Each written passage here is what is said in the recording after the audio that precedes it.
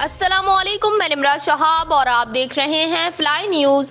80 साला शख्स दूसरी शादी ना करवाने पर बेटी के खिलाफ अदालत पहुंच गया। तफसीलात के मुताबिक जैकबाबाद के नवाही गांव जाड़ावाह का रिहायशी 80 साला बुजुर्ग बेटे के खिलाफ अदालत पहुंच गया। 80 साला बुजुर्ग मंठार अली जतोई ने डिस्ट्रिक्ट एंड सेशन जज की अदालत पहुंचकर शिकायत की कि मैंने अपने बेटे को नौकरी दिलवाई थी, अब वो रिटायर भी हो गया है।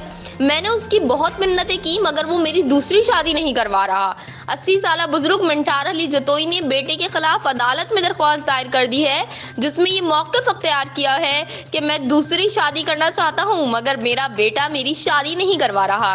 मैं मजबूर होकर अदालत आया हूँ। मुझे यकीन है कि अदालत मुझे इंसाफ फराहम करेगी और मेरे बेटे को पाबंद करेगी कि वो मेरी दूसरी शादी करवा दे।